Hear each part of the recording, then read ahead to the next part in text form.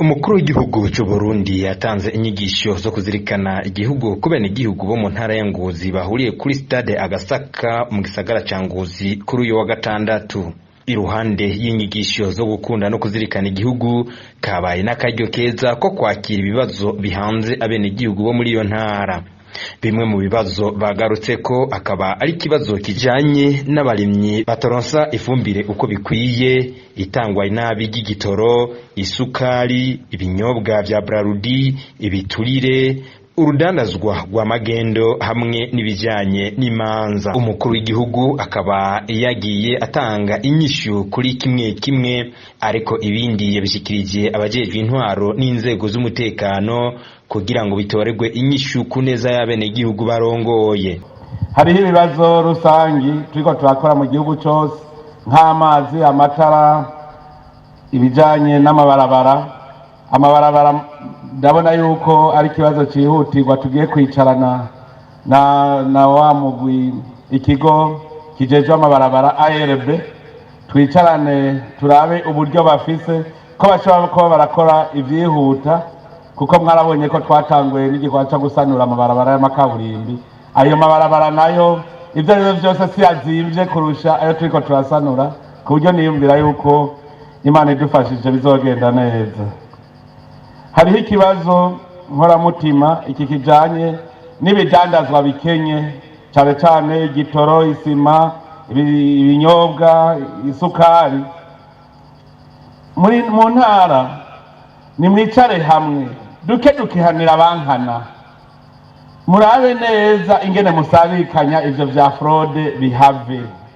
Mudusabikanye, turiko turiruka kugira ngo isukari nibaza yuko mu gihe gitoyi ikizoba catoreye umuti.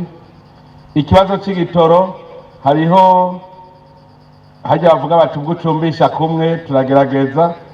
Nibaza yuko mu kiringo c'ukwezi dushobora gusanga twamaze kugitorera umuti, turiko turagikora bikomeye, dukora ijoro n'umurango. Ikindi kibazo ni c'ifumbire.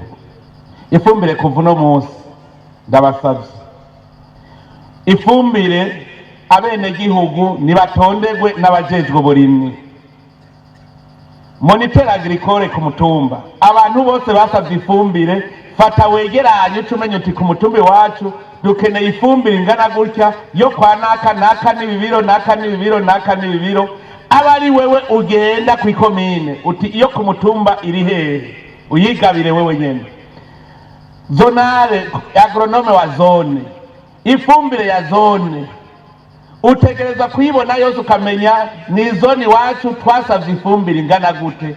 Wewe nyene abari uyikurikiranira uyibone ngaha. Utayibonye wewe niwe wiruka, nico uhemberwa.